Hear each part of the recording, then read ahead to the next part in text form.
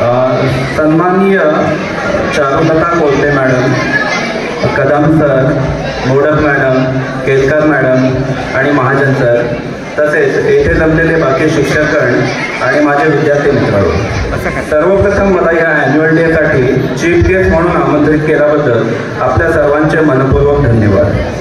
मी या शाळेचा माजी विद्यार्थी आहे आणि ह्या शाळेच्या ॲन्युअल डेसाठी मला ह्या व्यासपीठावर बसण्याची संधी मिळाली, त्याबद्दल मला खूप आनंद झाला. I am really excited and privilege to be here. Thank you once again for this opportunity. त्याचबरोबर मला या मंचावर उभ्या असताना प्राईज डिस्ट्रीब्युशन करत असताना मुलांना जे प्राईज मिळत होते त्यांच्याकडे पाहून एवढा आनंद झाला की एकेकाळी मी देखील समोर बसायचो आणि ही एक्साइटमेंट माझ्यातही दिसायची. मुलांमध्ये मी अजून एक एक्साइटमेंट पाहिली की त्यांच्या आवडत्या शिक्षकांना ज्या वेळेला प्राईज मिळत होती त्यावेळेला त्यांचा आनंद अजून दुगणित होत होता. तसेच नॉन टीचिंग स्टाफ मला वाटतं वसंतदादा आणि चंदूदादा यांच्यासाठी पण खूप चांगलाच चेअरिंग होत होता. या गोष्टीमध्ये मला एक गोष्ट कळली की आपल्या सर्वांचं किती बॉन्डिंग आहे, म्हणजे मुलांचं त्यांच्या शिक्षकांसाठी, नॉन टीचिंग स्टाफसाठी, आणि हे बॉन्डिंगच आहे आपल्याला आयुष्यात पुढे घेऊन जातं. तसेच मला या शाळेसोबत जे बॉन्डिंग आहे, मला आज खूप वर्षानंतर ही अपॉर्च्युनिटी मिळाली की मी या शाळेत आलो आहे आणि शाळेची ही प्रगती पाहून मला खूप खूप आनंद होत आहे. मला जेव्हा मनोज महाजन सरांनी आमंत्रित केले तेव्हा माझा आनंद गगनात मावेल असा झाला होता. पण जेव्हा त्यांनी मला आग्रह केला की सर तुम्हाला एक स्पीच द्यावं लागेल, त्यावेळेला मी थोडासा नर्वस झालो, कारण मी एक पीडियाट्रिशियन आहे. लहान मुलांना चेक करणं आणि ट्रीटमेंट देणं हे माझं रोजचं काम आहे, पण लहान मुलांसमोर स्पीच देणं is not my cup of T. Okay, तरी देखील सरांच्या आग्रह खातर मी थोडक्यात माझं भाषण चालू करत आहे. I will start with myself. मी या शाळेमध्ये 8वी मध्ये आलो आणि ज्या वेळेला मी या शाळेत आलो त्यावेळेला मी असाच नर्वस होतो जसं मी आज आहे. मी ह्या आधी गावच्या शाळेत होतो आणि एका खेडेगावातून आल्यामुळे थोडंसं एक कन्झर्वेटिव्ह नेचर होता. मी जातीने आगरी आहे, माझ्या बोलण्यामध्ये पण आगरी टोन होता, त्यामुळे मी खूप कमी बोलायचो किंवा अबोल होतो. फक्त आपलं कामाशी काम ठेवणं आणि अभ्यास करणं याच्या व्यतिरिक्त मी जास्त काही केलं नव्हतं. पण तरी देखील ज्या वेळेला मी इथे शिकत होतो त्यावेळेला मला शाळेतून जे प्रोत्साहन मिळत होतं, वेळच्या वेळी मला जे माझ्या शिक्षकांकडून साथ मिळत होती, त्यामुळेच मी पुढे होत गेलो. मला आठवते मी ज्या वेळेला गावात होतो त्यावेळेला गावात मी नेहमी फर्स्ट यायचो. गावात फर्स्ट यायचो आणि त्याचं मला काही वाटायचं पण नाही, कारण मी एकदम सहज पहिला नंबर काढायचो. माझे वडील शिक्षक होते, गुरुजींचा मुलगा म्हणून थोडंसं डोक्यात हे पण होतं की मी तर शिक्षकांचा मुलगा आहे. हां, पण त्याचबरोबर माझी आई कम्प्लिटली अशिक्षित होती आणि त्या गोष्टीचं मला दुःख नाही आहे. आई जरी अशिक्षित होती तरी माझ्या आईने नेहमी मला शिक्षणाचा सल्ला दिलेला आहे. माझे वडील शिक्षक होते, वडिलांनी शिक्षणाचं महत्त्व नेहमी आमच्या डोक्यात रुजवलं होतं. त्याचबरोबर आई वडिलांची साथ देऊन आमच्या सगळ्यांच्या डोक्यात शिक्षणाचं महत्त्व रुजवत होती. लहानपणापासून मी अभ्यासात थोडा बहुत ठीक असल्यामुळे माझा बाळा डॉक्टर होणार हे माझ्या डोक्यात रुजवलं होतं आणि माहीत नाही तोच एक ध्येय आणि स्वप्न घेऊन मी पुढे आलो.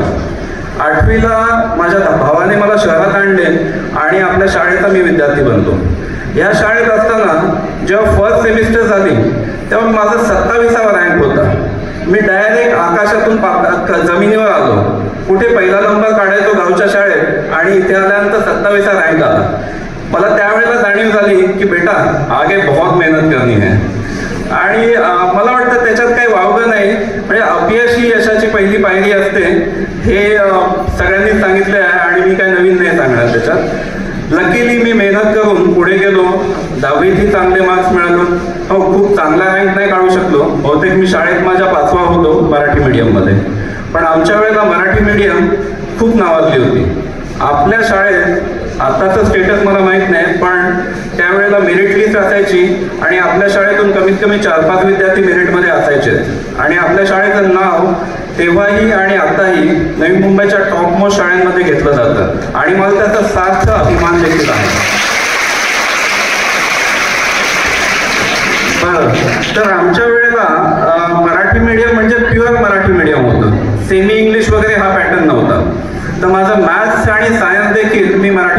मराठीमधून शिकलो. जेव्हा पुढे गेलो, जेव्हा मी सायन्स घेतलं 11वी-12वीसाठी, त्यावेळेला पहिलं चॅलेंज आलं की मराठी इंटू इंग्लिश.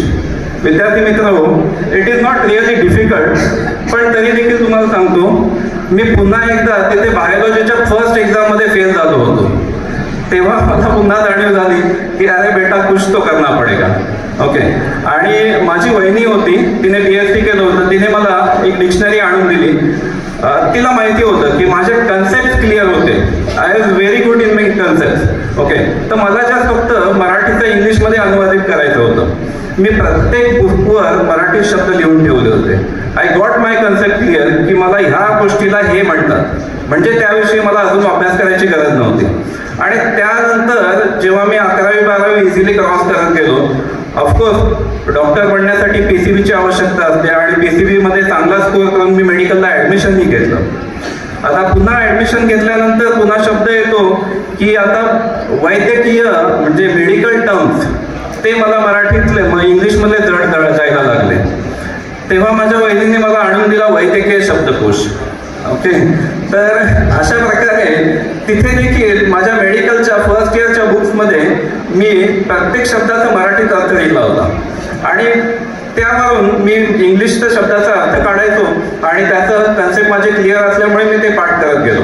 आणि अशा प्रकारे थोडेसे चॅलेंजेस होते मराठी इंटू इंग्लिशमध्ये जाण्यासाठी, पण ते खूप मोठे नव्हते. आणि it is not really difficult की तुम्ही मराठी मीडियम आहात की सेमीमधून आहात की तुम्ही CBSE बोर्डमधून आहात की SSC बोर्डमधून आहात. It really doesn't make any difference in your career. मुलांनो, तर ही झाली माझी गोष्ट.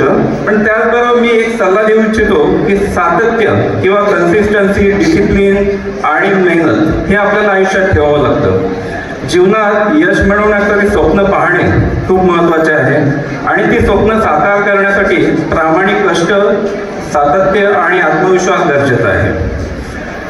सातत्य आणि कन्सिस्टन्सी आणि डिसिप्लिनवरून एक गोष्ट आठवली. आपण सर्व क्रिकेट तर पाहतच असाल. मुलांनो, आज तुमचा क्रिकेटर कोण आहे? Favourite cricketer? Virat Kohli. Great. आमच्या वेळेला होता Sachin Tendulkar, the god of cricket. Okay. त्याचंही नाव सगळ्यांनी ऐकलं असेल. ओके. पण गॉड ऑफ क्रिकेटचा एक मित्र होता आणि त्याचं नाव होतं विनोद कांबली.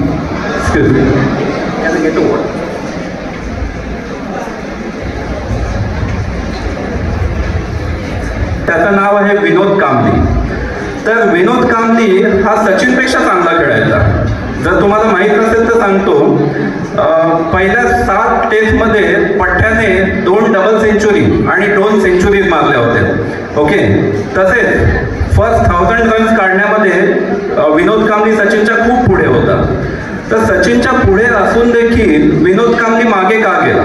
कारण विनोद कांबलीमध्ये जे कमी होती ती होती सातत्याची, कन्सिस्टन्सी अँड डिसिप्लिन. ओके. जे सचिन तेंडुलकरने दाखवले. आज mister Vinod Kambli is surviving for the is struggling for the survival also. Okay. जो कधी काळी सचिनच्याही पुढे असणारा क्रिकेटर आज या स्टेजला पोहोचला आहे. तर याचं क्रेडिट म्हणजे याचं क्रेडिटपेक्षा याच्यातून शिकण्याची गोष्ट ही आहे की आपण जरी सक्सेसफुल झालो तरी सक्सेसफुल झाल्यानंतर आपल्यामध्ये कन्सिस्टन्सी, मेहनत आणि डिसिप्लिन असणं खूप महत्त्वाचं आहे. आणि हे आपल्यासाठी माझा एक सल्ला आहे. आता मुलांनो, एक पीडियाट्रिशियन किंवा लहान मुलांचा डॉक्टर म्हणून मी काही एक्सपिरियन्स शेअर करू इच्छितो. आणि हा एक्सपिरियन्स फक्त विद्यार्थी मित्रांसाठी नाही आहे, हा इथल्या शिक्षकांसाठी पण आहे, बाकी नॉन टीचिंग स्टाफ किंवा इथे जमलेल्या प्रत्येकासाठी आहे.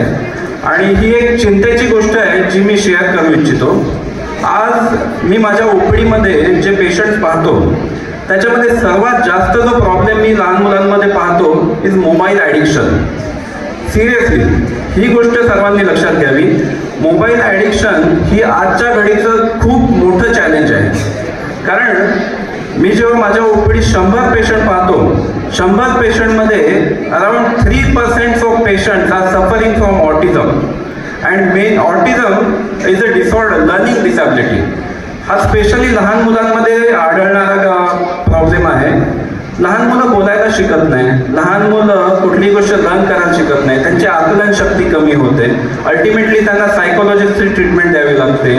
त्यांना पिडियाट्रिक सायकोलॉजी, स्पीच थेरपी आणि ऑक्युपेशनल थेरपी, बाकी सपोर्टिव्ह मेडिसिन असे बरेच काही द्यावे लागतात.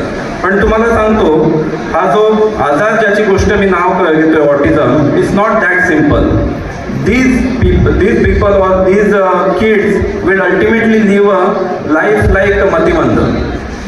बोलण्यास खूप मला दुःख होत आहे, पण मी रोज असे पेशंट पाहत आहे आणि म्हणून ही चिंतेची गोष्ट मी आपल्यासमोर सादर करत आहे. तर आपण जसं मी सांगितलं की लहान मुलांमध्ये म्हणजे 6 to प्रत्येक एज ग्रुपसाठी हा मोबाईल खूप जास्त अफेक्ट करत आहे. आजच्या काळात मुलांना 6 महिन्याचे झाले नाही की आई बाबा मुलांना मोबाईल दाखवायला चालू करतात. त्यांना ह्या गोष्टीचा खूप हेवा वाटतो की माझा मोबाईल टचस्क्रीन वापरतो, त्याला व्हिडिओ लावता येतात, त्याला स्क्रॉल करता येतात, त्याला रील्स बनवता येतात आणि ते आवडीने त्याच्या हातात मोबाईल देतात. अल्टिमेटली ते मोबाईल असं इन्स्ट्रुमेंट बनत चाललंय की ते मुलं मोबाईलशिवाय खाऊ शकत नाही, राहू शकत नाही, जगू शकत नाही, झोपू शकत नाही. आणि आपण जसे पाहतो 6 महिने ते 5 वर्ष या मुलांमध्ये मी जे प्रामुख्याने प्रॉब्लेम्स पाहतो due to mobile is speech delay, social interaction effects, autism that I said is already 3%, then cognitive disorder. Okay. आता तुम्ही म्हणाल स्पीच डिले का व्हायला पाहिजे, तर मी एक शास्त्रीय कारण सांगतो. माणूस हा एकच प्राणी आहे ज्याची मुलं बोलायला शिकली. आणि माणसाची मुलं कशी बोलायला शिकली, कारण त्यांच्या आई बाबा बोलतात म्हणून मुलं बोलतात. जेव्हा मुलांच्या कानावर आईबाबांचे शब्द पडतात त्यावेळेला ते त्याचं आकलन करतात आणि नंतर रिप्रोड्यूस करतात. पण जेव्हा एखाद्या मुलाच्या हातात आपण मोबाईल देतो त्या मुलाचं 90% फोकस त्या मोबाईलमध्ये असतं. त्याच्यामुळे तो कानावर पडलेल्या शब्दाकडे दुर्लक्ष करतो, त्याच्या कानावर शब्द पडले तरी तो लक्ष देत नाही आणि लक्ष नाही दिलं त्याच्यामुळे त्याचं आकलन करू शकत नाही, अल्टिमेटली तो बोलू शकत नाही. तर मी तुम्हाला सांगतो माझ्या एक्सपिरियन्सनुसार I will divide it in two pre Covid era and post Covid era. का? कारण कोविडच्या आधी कदाचित मुलांना एवढे मोबाईल द्यायची आपण सवय नव्हती लावली, पण कोविडमध्ये जेव्हा शासनाने आपल्याला घरात बसवलं त्यावेळेला प्रत्येक पालकाला वाटलं की मुलाच्या हातात मोबाईल द्यावा म्हणजे तो 4 भिंतीच्या आतमध्ये राहील. ओके, हे सर्कमस्टन्सेस होते मोबाईल हातात देण्यासाठी त्या काळात 2019-20 मध्ये. पण नंतर पालकांना ते खूप इझी वाटायला लागलं की मुलांना एका ठिकाणी बसवायचं म्हणजे मोबाईल द्यायचं, मुलांना खाऊ बनवण्यासाठी वेळ नसेल घालवायचं तर हातात मोबाईल द्यायचं, मुलगा मस्ती करत असेल तर हातात मोबाईल द्यायचं. आणि this mobile addiction is leading, it is a life threatening for many people. आता तुम्हाला सांगतो 5 to 12 years that is pre teen age. Pre teen एजमध्ये मी पाहत आहे डिफिकल्टी इन लर्निंग. मुलांच्या डोक्यावर मोबाईलचा एवढा परिणाम होत आहे की त्यांची लर्निंग ॲबिलिटी कमी होत चाललेली आहे. Then poor concentration. ऑफकोर्स दिवसभर मोबाईल पाहिल्यानंतर ते डोक्यामध्ये मोबाईलचेच गेम्स किंवा मोबाईलचे व्हिडिओ लक्षात येत राहतात, त्यामुळे मुलांचं कॉन्सन्ट्रेशन कमी होत चाललंय. Eye strain, vision related problem, then social skill affects. ज्या वेळेला आपण पाहुणे जातो म्हणजे बहुतेक आपण सगळे लोक अनुभवत असतात, कोणाच्या घरी गेलो तर पूर्वी एकमेकांशी बोलायचो, आई बाबा मामा काका यांच्याशी आपण इंटरॅक्ट करायचो. आजच्या पिढीला जर तुम्ही घेऊन गेलात तर तिथे जाऊन मामाकडे जाऊन पण मोबाईलमध्येच घुसलेले असतात मुलं. आणि हे मी स्वतः अनुभवत आहे आणि मला वाटतं आपण सगळे देखील अनुभवत असाल. मी तुम्हाला माझ्या अनुभवाने सांगतो की माझ्याकडे जर पेशंट एखादा ऍडमिट आहे तर 4 दिवस ऍडमिट आहे, 4 दिवस तो मुलगा मोबाईलमध्ये घुसलेला असतो. त्याला काही फरक पडत नाही, तुम्ही हाताला सुई लावता, तुम्ही सलाईन लावून जाता, he will just be stable like a dead body आणि तुम्ही काहीही करून जा. म्हणजे एवढे मुलं मोबाईल ऍडिक्ट झालेले आहेत की त्याचा मलाच हेवा वाटतो की मी त्यांना मोबाईल देऊ, की मी त्यांचं आधार बरा करू, की मी त्यांचं मेंटल कंडिशन बरी करू. बरोबर. त्याचबरोबर teen group that is more than 12 years. I'll tell you this is the most vulnerable age group where their hormonal and bodily changes make them feel very strong and little arrogant also. Teenage group मध्ये त्यांना कुठलीही गोष्ट पालकांनी सांगा त्यांना वाटते पालक आपले दुश्मनच आहेत. आता तुम्ही जर सांगायला गेला बाळा मोबाईल घेऊ नको, अरे even me as a doctor म्हणून जेव्हा मी सांगतो बाळा मोबाईल घेऊ नको, आता हे माझ्यासमोर हसतात मुलं, ते मागे जाऊन म्हणतील अरे काय डॉक्टर आला होता म्हणतो मोबाईल घेऊ नको. ओके, पण मी जे सांगतो तुम्हाला मी माझ्या अनुभवातून सांगतो, this leads to addiction. they experience anxiety, agitation, disorientation if they are not unable to use their mobile. कालच रात्री माझा सेकंड लास्ट पेशंट होता. मी हे स्पीच तयार करतच होतो की मी असं बोलणार आणि एक पालक आले, फर्स्ट टाइम आले माझ्याकडे. त्यांच्यासोबत होती 12 वर्षाची मुलगी आणि 3 वर्षाची मुलगी. 12 वर्षाची मुलगी एका स्टॅच्यू सारखी माझ्या समोर बसलेली होती आणि तिच्या आई बाबा सांगतात, सर हिला झोप लागत नाही, ही खूप टँट्रम दाखवते, आम्ही काय बोललो तर लगेच उलट उत्तर देते, ते छोट्या मुलीला मारायला येते आणि डोक्यात तिच्या काय राहत नाही. मी म्हटलं, मी एकच प्रश्न विचारला, ही मोबाईल किती वेळ बघते? तर ते म्हणे, सर ही कंटिन्युअस मोबाईलमध्ये असते. घरी आल्यानंतर जी मोबाईल घेते, जर मी मोबाईल नाही दिला तर सगळं तोडफोड करते, झोपताना मोबाईल नाही दिला तर झोपायलाच जात नाही, टीव्ही पाहत बसते. म्हणजे ती एवढी ॲडिक्टेड आहे, जर तिला मोबाईल नाही दिला तर she can do anything, she can do anything, that means anything. मी मुलांना पाहिलेलं आहे सुसायडल टेंडन्सी. माझ्या मुली नॉर्थ पॉईंटमध्ये आहेत आणि 3 वर्षापूर्वी आय गेस कोविडची सेकंड वेव्ह संपल्यानंतर जेव्हा स्कूल चालू झाली त्यावेळेला एका 14 वर्षाच्या मुलीने सुसाईड केलं, जस्ट तिची आई म्हणाली की मी तुला मोबाईल देत नाही सांग. And this is very serious problem. मुलांना तुमच्या हे लक्षात येत नसेल, पण मला जर तुम्ही चेकलिस्ट म्हणून ऍक्सेप्ट केला असेल तर माझा सल्लाही ऍक्सेप्ट करा. आणि माझी कळकळीची विनंती आहे, मोबाईल सारखं डेंजरस इन्स्ट्रुमेंट मी पाहिलेलं नाही. ॲज अ डॉक्टर म्हणून सांगतो, 2 मुलींचा पालक म्हणून सांगतो मी तुम्हाला, आणि तुमचा सिनियर म्हणून देखील सांगतो, mobile is a very dangerous instrument. मोबाईलचे जसे फायदे आहेत त्याच्यापेक्षा नुकसान खूप जास्त आहे. आणि anything which is in excess is dangerous. आज तुम्ही म्हणाल की कुठल्याही गोष्टीचं ॲडिक्शन कशाला म्हणतात? Anything in excess. Okay, anything मध्ये it may be alcohol, cigarette, whatever. Okay, ज्याच्या आहारी जातात, ज्याच्याशिवाय तुम्ही जगू शकत नाही. आज मुलांचं असं होतंय की त्यांना मोबाईल नाही दिलं तर जगू शकत नाही, आणि असे बरेचसे मुलं माझ्याकडे येतात जे मोबाईलशिवाय जगू शकत नाही. जसं मी तुम्हाला सांगितलं, other problem like sleep disturbances, then mental health, anxiety, depression, psychological problem. Along with that, radiation problem like headache and also leading to brain tumor. मोबाईलचे डी-ॲडिक्शन सेंटर चालू झालेले आहेत. कधी काळी दारूसाठी किंवा सिगरेटसाठी डी-ॲडिक्शन सेंटर असायचे, आता मोबाईलसाठी डी-ॲडिक्शन सेंटर्स आहेत. आणि DY पाटील आयुर्वेदिक कॉलेजमध्ये आहेत. माझे काही स्टुडंट्स आहेत जे MD आयुर्वेद करत आहेत, त्यांच्याकडे असे स्टुडंट्स असतात आणि ते रोज मला व्हिडिओ दाखवतात, सर हा पहा, याला मी मोबाईल बंद केला आहे, ही शोईंग दोज टँट्रम्स. ओके, आणि सिरियसली इथे बसलेले पॅरेंट्स, पालक, शिक्षकगण, जे कोणी सिनियर्स आहेत त्यांनी या गोष्टीची खबरदारी घ्यावी. मित्रांनो, टेक्नॉलॉजी ही माणसाच्या विकासासाठी वापरली पाहिजे, विनाशासाठी नाही. Okay, mobiles are good but it is the most dangerous instrument I have ever seen. Sorry, मी तुम्हाला खूप पकवलं असेल मोबाईलवरून, पण माझी ही कळकळीची विनंती आहे आणि मी ती मांडणार आहे. आणि आज मी या व्यासपीठावर मांडतो, मला जिथे ऑपॉर्च्युनिटी मिळते मी माझ्या ओपीडीत देखील मुलांना किंवा पालकांना हे ज्ञान पाहत असतो फ्री ऑफ कॉस्ट. ओके, दुसरा महत्त्वाचा मुद्दा म्हणजे importance of physical activity and outdoor games. आजच्या काळात जसं हे मोबाईलमुळे मुलं घरात बसली, तसेच बऱ्याचशा कारणामुळे कोणाच्या घरात खेळायला जागा नाही म्हणून, कोणी म्हणतो अभ्यासातून वेळ मिळत नाही म्हणून, कोणाचे शाळा संपल्यानंतर ट्युशन्स असतं म्हणून, XYZ रिझनमुळे मुलं आउटडोर ॲक्टिव्हिटीज किंवा फिजिकल ॲक्टिव्हिटीज अवॉइड करतात. पण मी ॲज अ डॉक्टर म्हणून तुम्हाला सांगतो, that should be the part of every kids daily routine. जर तुमचा 4 तास तुम्हाला अभ्यास करायचा असेल तर मी म्हणेन 1 तास तुम्ही बाहेर खेळा. बाहेर खेळल्याने तुमची बौद्धिकताही वाढते. ओके, आता आजकाल मुलांमध्ये आपण पाहत आहे, लहान मुलांमध्ये म्हणजे आमच्याकडे 18 ते 20 वर्षाच्या एज ग्रुपमध्ये मुलं हार्ट अटॅकसाठी येत असतात. ओके, ही खूप चिंतेची गोष्ट आहे. एकेकाळी हार्ट अटॅक म्हणजे 40-50व्या वर्षी येणारा प्रॉब्लेम होता. आज हार्ट अटॅक हा टीनेजमध्ये किंवा 20व्या वर्षात येत आहे. त्याचं कारण हे आहे, मुलांनी आउटडोर ॲक्टिव्हिटीज केलेली नसते, लहानपणी बाहेर पडलेले नसतात. जेव्हा ते कॉलेजला जातात त्यावेळेला ते आपल्या पिअर ग्रुपकडे बघून जिममध्ये जायचा प्रयत्न करतात, शाळेत आपल्या स्पोर्ट्समध्ये पार्टिसिपेट करण्याचा प्रयत्न करतात. बट अनफॉर्च्युनेटली त्यांचं हार्ट तेवढं पंप करू शकत नसल्यामुळे ultimately that leads to spasm of the arteries and leading to heart attack in the teen age group, and that is very worrisome.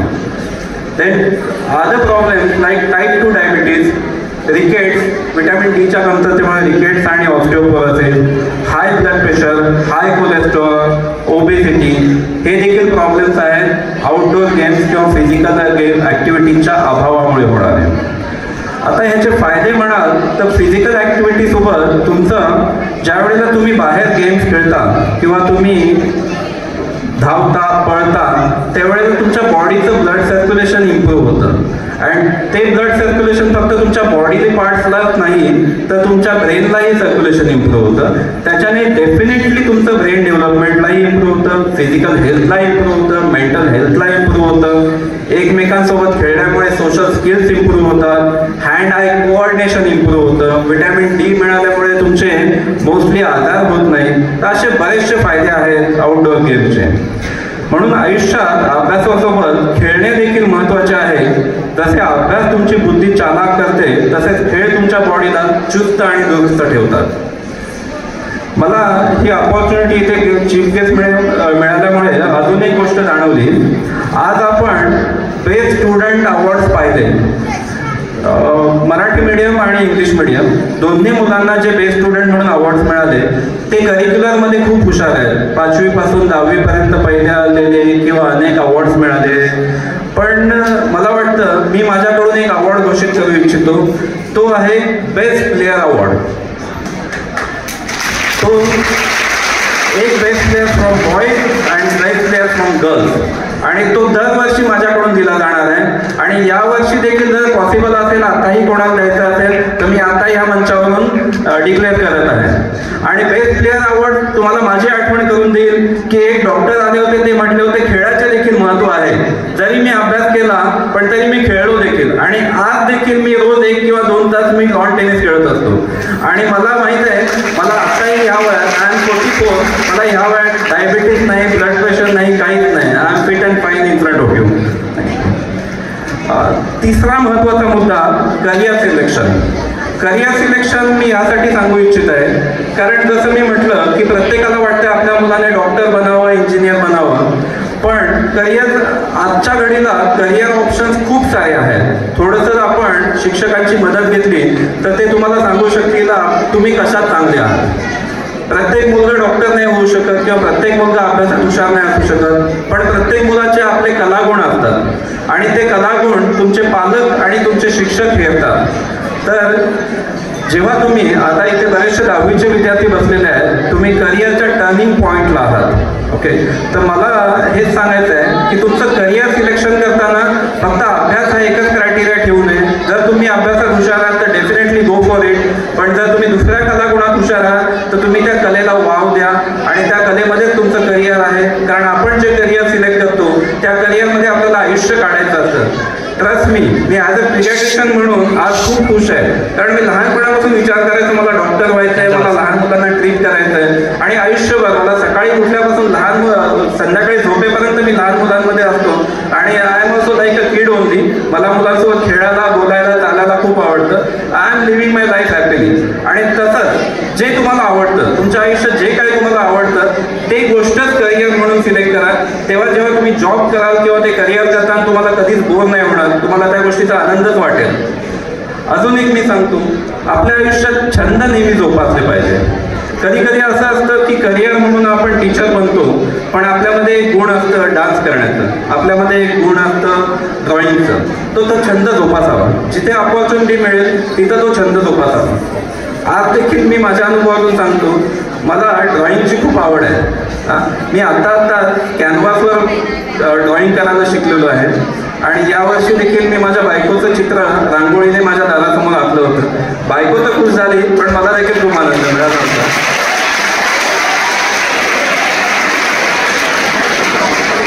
तर मला वाटतं मी खूप जास्त बोलत आहे. तर मी आपल्या शाळेतील मुलांनो, आपण ज्या शाळेचे विद्यार्थी आहात त्या शाळेने काही doctor, engineer, teacher, CA, captain आणि अनेक नामांकित व्यक्तिमत्व घडवले आहेत.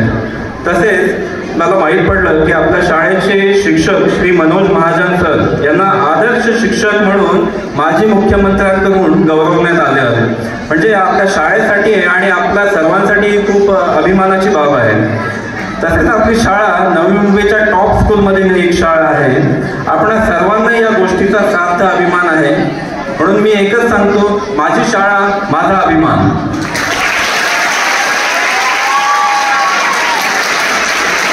मुलांना तुमचा दृढ निश्चय आणि आत्मविश्वास तुम्हाला तुमच्या पुढील आयुष्यात सफलतेच्या शिखरावर नेऊ हीच विनंती. Thank you so much. जय हिंद, जय महाराष्ट्र.